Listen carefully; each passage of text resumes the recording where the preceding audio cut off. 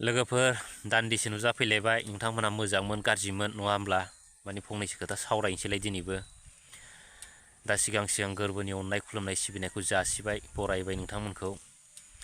दा दिनै रुंगल बर' बिथांखौ लानानै फंनैसो सावरायगोन दा सावरायनायनि सिगां बिथांनि बिराद माने मोजां रावफोरखौ एसे माने खोनासंनानै लाग्रोदो। गावनि फिसाजो सोमोन्दोनि हिनजावसाजों गाज्रि सोमोन्दो खालामनानै देहायारि सोमोन्दो खालामनानै कास्टम बसुमतारी बिथाङा मानो बुंनो हाया बिपिएफनि बस हाग्रामा महिलारिया नारि केलेंकारियाव फासिबाय गतिके दिनै बिपिएफनि बाथ्राबाथाय जोबोद माने लाजिनाय मोनो। दा खोनाबाय लोगोफोर मा होनो रुंगल बर' बिथांनि बिराद माने गोदै रावा बेफोरबायदिनो आरो दा बिथांखौ मा होननांगोन सासे बर'नि इन्टेलेक्सुयेल माने टप लिडार होननांगोन आरो इउपिपिएल हानजानि नङा होमब्ला दा दिनै बिथांनि बैफोरबायदि गेसाव रावजों लाबोनाय भिडिअ'फोरखौ दिनै सोर नायगोन रायजो राजाफ्रा नङा होमब्ला नाया रावबो आरो नायनायखौ बारहो नङा होमब्ला जेब्लानाखि बिथांनि भिडिअ'फ्रा माने सोरनिबा मबाइलफ्राव अपेन जायो अब्ला बिथांनि भिडिअ'खौ माने मा खालामो माने जोंनि रायजो राजा उन्दैनिफ्राय लानानै गासिबो माने बोराय बेन्थ'सिम लानानै बिथांनि भिडिअ'खौ मा खालामो दर आरो खोरखि फांनायफोर बायदि एकदम मबाइलाव नुजाफैबानो फोरलाब बोखारनांसो गाहर रायजोफोर नोंथांमोनहा खेल लाल' दा मोननै पलिटिकेल हान्जाजों जेब्लानाखि गावजों गाव माने दान्थे बिदान्थे जायो बै समाव दिनै बिथांमोना जेननो गोनां जायो। बिथांमोना दिनै 4 बोसोर सरखार सालायनायाव जोंनि रायजो राजाफोरनि थाखाय मा मावखो जों बेखौ रायजो राजाफ्रा माने सिन्था खालामनानै मोनखाजोब्बाय दिनैनि दिनाव नङा होमबा दा गुबै बाथ्राया बेनो लोगोफोर आरो रायजो राजाफोर दिनै बिथांमोना 17 बोसोरखौ लानानै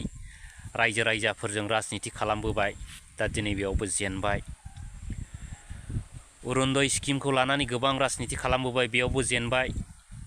महिलाफोरनि सेल्फ हेल्प ग्रुप बेखौ लानानैबो दिनै बिथांमोना गोबां राजनिति खालामबोबाय बेयावबो जेनबाय आरो फाइनालि PMAY न'नि स्किमफोरखौ लानानैबो बिथांमोना गोबां राजनिति खालामबोबाय नङा होमबा दिनै गासैयावबो बिथांमोना जेनजोब्बाय फैलार जाबाय बिथांमोना दिनैहाय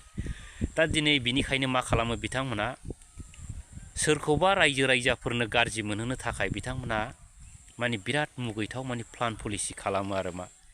जिहेतु दिनै पलिटिकेल एटाकनि गेजेराव मा नुयो बिथांमोना पार्सनेल एटाकसो नुयो रायजोफोर नङा होमब्ला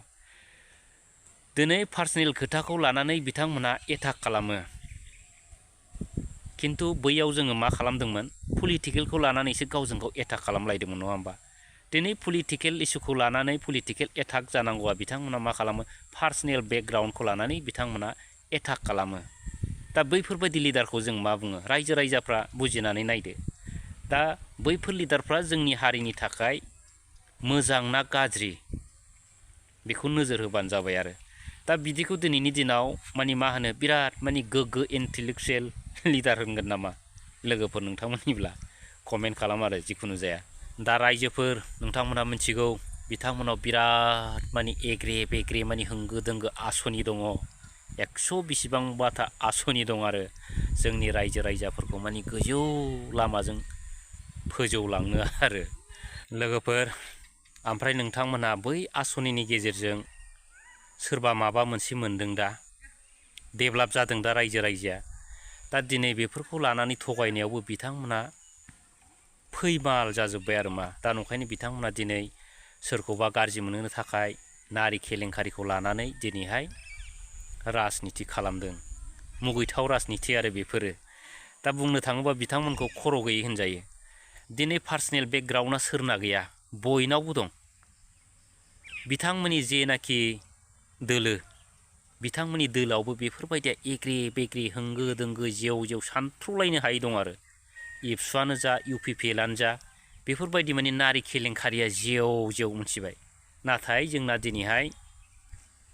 बिपिएफ दोलोनि मानसिफ्रा माब्लाबाबो नारि केलेंकारिखौ लानानै राजनिति गेलेया नाथाय गोसो जायोब्ला राजनिति खालामनो हायो गोबां रोजा मानसिनि बेकग्राउन्डखौ लाबोनानै बिथांमोननि इमेजखौ गाज्रि खालामनो हायो नाथाय दिनै बैफोरखौ भिडिअ'आव लाबोनाय बा जोङो रायजो राजाफोरनि गेजेराव लाबोनाय मानि गोबां मानसिनि न'खरा बायनायनि चान्स थायो दा जोंनि BPF दोलोआव बेफोरखौ साननो हानाय गियान दं। दा दिनै नोंथांमोननि UPPL जेनाखि एबसुजों दाजानाय UPPL दोलो, बै दोलोआव नाथाय बैफोर भिडिअ'खौ लाबोबा सोरनि न'खरा बायगोन बेफोरखौ दिनै नोंथांमोननि बे दलाव सिन्था खालामनो हानाय माने मानसि गैया होनजायो। जायनि थाखाय नोंथांमोनहा बैफोरबायदि भिडिअ'खौ पलिटिकेल एटाकनि गेजेराव माने गेजेराव सोसनफैयो आरो नङा होमब्ला। दा लोगोफोर रुंगल बर' बिथाङा मा टाइपनि मानसि दिनै रायजो राजाफ्रा रावबो माने बुजियै गैया नङा होमबा। दा बिथांखौ गुसुङै बुंनो थाङोब्ला माने इमेज दंसखारि होननांगोन। दा बिथाङा जे दोलोआवनो थायो बै दोलोआ एसेब्लाबो माने इमेजआ नस्थ' जायो आरो मा नङा होमब्ला। जेनेबा BPF दोलोआव थादोंमोन बै समावबो माने गोबां माने BPFनि इमेजखौ नस्थ' खालामदोंमोन बिथाङा। दा दिनै फाइनालि UPPL आव थांबाय बिथाङा नङा होमब्ला, गाव गावनि लाबालाबनि थाखाय उदैनि उखैनायखौ लानानै। आरो दा बिथाङा UPPL आव थानानैबो दिनै UPPLनि इमेजफोरखौ दिनै लासैनो नस्थ' खालामबोगासिनो दं, धंस' खालामबोगासिनो दं। जिहेतु दिनै प्रमद बर' बिथांखौ लानानै गोबां माने इमेज नस्थ' जागासिनो दं आरो। दा रायजो राजाफ्रा दिनै बेफोरखौ रावबो बुजियै गैया नङा होमब्ला। दिनै बिथाङा गावनि पार्सनेल लाबालाबनि थाखाय मा मावनो हायो मा मावनो हाया, बिथाङा खुनु हारि जाथिनि फारसे खुनु साननाय गैया बिथांनाव। माने गाव उखैब्लानो बा गाव उखैनायखौ मोनजाब्लानो बिथाङा अनेक रोखोम खामानि मावनो हागौ आरो मा। दा बै समाव BPFनि जानानै मोनजानानै बिथाङा गोबां UPPLखौ सोंख्रावदोंमोन, गोबां गिदिर गिदिर बासन बुंदोंमोन। प्रमद बर'खौथ' माबायदि थिर गावदोंमोन, माबायदि जावदोंमोन, ससियेल मिडियायाव थांना नायबा नुयो नङा होमबा। आरो दिनैबो मा जादों, बिथाङा UPPLनि दिनै गरसे गरनै मोनजानायखाय दिनै बिथाङा